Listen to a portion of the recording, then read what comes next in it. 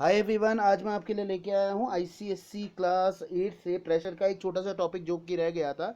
ये असल में बेस है काइनेटिक थ्योरी ऑफ मैटर पे, जिसका एक लास्ट पॉइंट यहाँ पे जो है वो छूट गया है। ठीक है, कहने का मतलब है कि वॉल्यूम ऑफ प्रेशर का केस, गैसेस के केस में हम कैसे इसको देखेंगे। ठीक है, ये इसका डायग्राम है, देखिए ये रहा आपके पास ए बी और सी। तो इसके बारे में बात करते हैं, काइनेटिक थ्योरी ऑफ मैटर के बारे में। ये है 4.17 ए, ये रहा 4.17 ए, 4.17 बी और 4.17 सी। ठीक है, ये तीन पार्ट है आपके पास। तो ये आपके पास डायग्राम है, तो मैं डायग्राम के थ्रू आपको समझाऊंगा कि असल में ये क्या कह रहा है। असल में मेन इसमें डायग्राम ही है कि प्रेशर और वॉल्यूम का केस में मॉलिक्यूल्स पे क्या पड़ता है। इसको मैं क्या कहते हैं देखेंगे कैसे हम इसको समझेंगे। ठीक है, क्या ये चीज़ है। ठीक है, तो चलिए फिर स्टार्ट करते हैं। इसका डायग्राम मैंने पहले ही यहाँ पे बना दिया है।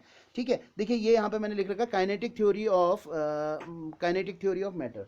यानी कि हमने क्या किया, एक कंटेनर लिया, कंटेनर में कोई गैस भर दी, सिंपल सी मान लीजिए। ठीक है, अब गैसेस हैं तो गैसेस के अंदर मान लीजिए उस गैसेस के कुछ ना कुछ मॉलिक्यूल्स होंगे। ठीक है, वो मॉलिक्यूल्स इसके अंदर हैं मान लीजिए। ठीक है, और इसके ऊपर एक पिस्टन अप्लाई कर दिया, जैसे आपने पिचकारी में देखा होगा। सिंपल सी बात है कि उसके ऊपर एक आपने होली के टाइम पे, ठीक है, तो पीछे से आप पिस्टन लगा रहता है, वही पिस्टन इसमें लगा हुआ है।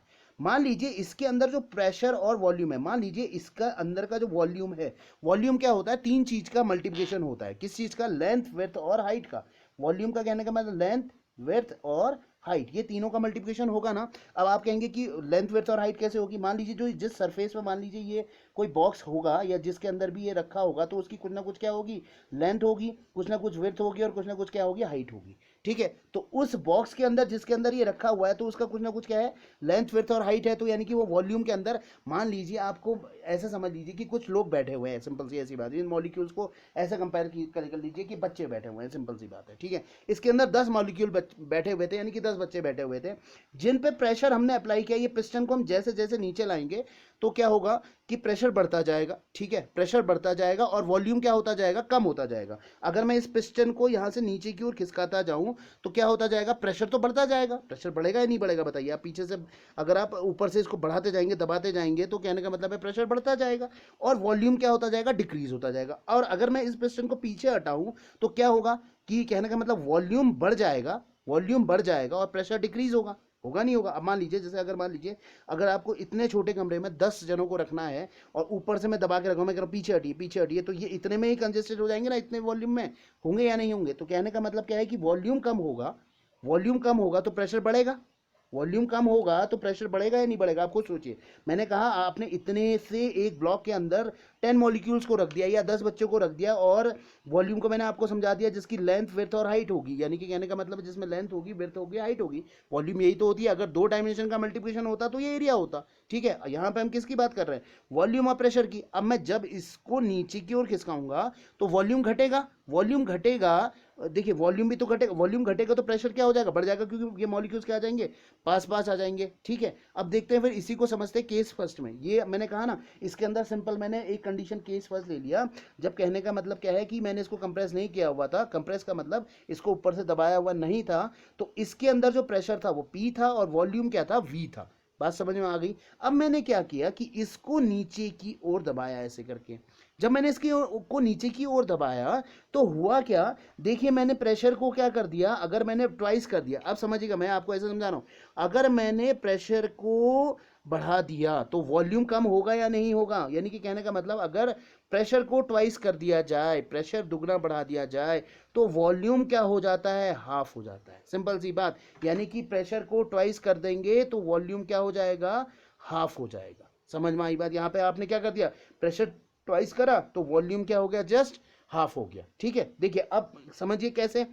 अब देखिए वॉल्यूम जब हाफ हुआ तो इसके मॉलिक्यूल्स क्या हो जाएंगे, बहुत पास पास आ जाएंगे, क्योंकि कहने का मतलब वॉल्यूम जैसा आधा हो गया। मान लीजिए अगर ये 100 मीटर क्यूब का एरिया था, मीटर क्यूब का मतलब, ठीक है, 100 मीटर क्यूब या 1000 मीटर क्यूब मान लीजिए। इसकी लेंथ भी क्या थी, 10 थी, विड्थ भी क्या थी, 10 थी, और हाइट भी क्या थी, 10 थी। तो वॉल्यूम क्या हो जाएगा, length into width into height, 10 into 10 into 10, तो 1000 हो जाएगा। ठीक है, तो कहने का मतलब क्या हो गया, अगर मान लीजिए यहाँ पे पहले 1000 मीटर क्यूब एरिया में इतने मॉलिक्यूल्स थे, अब मैंने वॉल्यूम को जस्ट हाफ कर दिया। वॉल्यूम को जस्ट हाफ करने का मतलब क्या हो गया कि वॉल्यूम पहले 1000 था, अब मान लीजिए वॉल्यूम जस्ट आधा हो गया, यानी कि 500 अब वॉल्यूम V/2 करिए, यानी कि कितना हो जाएगा, अगर इसका आधा करेंगे तो 500 मीटर क्यूब हो जाएगा। अब भैया जो लोग पहले 10 लोग पहले क्या नाम कर रहे थे, अगर 1000 मीटर स्क्वायर के एरिया में रह रहे थे, अगर कहने का मतलब वो 500 पे रहेंगे तो थोड़ा पास तो रहेंगे ही रहेंगे। यानी कहने का मतलब क्या है कि प्रेशर क्या होने लग जाएगा, प्रेशर ट्वाइस हो जाएगा। प्रेशर दुगना हो गया तो वॉल्यूम क्या हो गया,